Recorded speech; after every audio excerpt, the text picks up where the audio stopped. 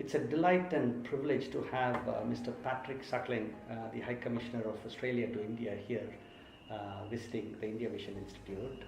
So Patrick, welcome to IVI. Thank you very much. Yeah. Now, both, as an individual, but, as a broad country, Australia, you've been very, very supportive of a number of social good initiatives, projects where communities are involved, because many others strongly focus just on the trade and the political aspect. But are there particular reasons why you're looking at both the relationships as well as the projects you support in broader terms? Yes. Well, we have a very broad relationship with India, as you know. There's a very strong trade and investment relationship. There's a very strong security and strategic relationship. But at the end of the day, relationships are made up of communities, and the stronger our communities are, and the more interconnected our communities are with one another, and the more they have to share and learn from one another, then the stronger the relations will be with India and Australia. And so we're very committed to building those community links, those people-to-people links, and we've got a lot of capacity or a lot of momentum given how many Indian Australians there are now.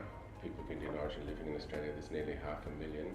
But also there's a lot of need in India and different parts of India, and so where Australia can be helpful, and I know the Vision Institute is one such institute that's doing remarkable work for improving the vision and the sight of many people who in other circumstances wouldn't get the sort of support they need. 1 in 10 children, I understand, need glasses to give themselves the best possible start in life. So where we can help communities build up their strength, build connections with Australia, that will ultimately be the defining nature of our relationship with India, and therefore we're very focused on community initiatives as well as those bigger trade and investment links and security links.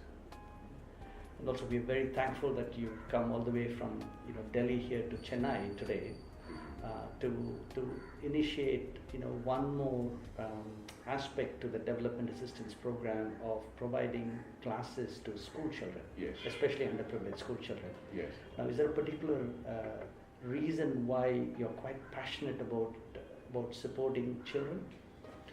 Well, every child needs the best possible start in life, and if 1 in 10 children needs some sort of correcting vision in terms of glasses, as has been pointed out, the research shows that if you can't read properly or see properly, you're starting from way behind. And in terms of your own personal development, your ability to learn, your ability to become a productive member of society, but to fulfill your own potential, if you don't have that sort of support, then you're disadvantaged from the very beginning. So to the extent that we can help, and I understand in India there's about 130 million people who need some form of vision correction, and where Australia can provide some support for that, including through the Vision Institute, which is doing a terrific job around India, then we're very happy to support it, because giving children the best possible opportunity as early as possible in life is something that every parent and every adult should make every effort to achieve.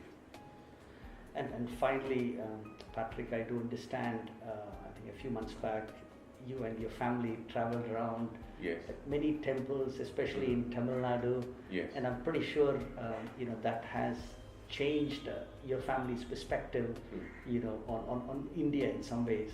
Would you be able to comment on some of those aspects? Yeah. Well, coming to India for my 3 children has obviously been a life-transforming experience, and it's broadened their horizons. It's given them an understanding of a much more complicated, deeper, broader world than they ever imagined living in Canberra.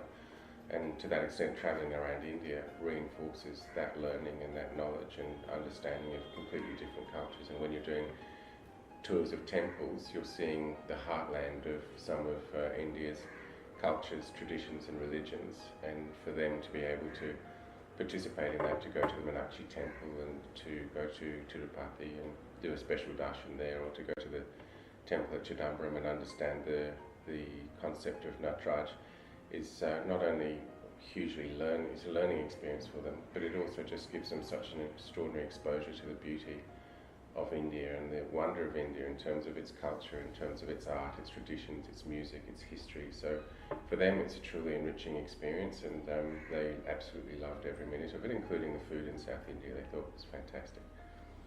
Thank you so much, Patrick, for your time. No, it's a pleasure. Thank you. Thank you.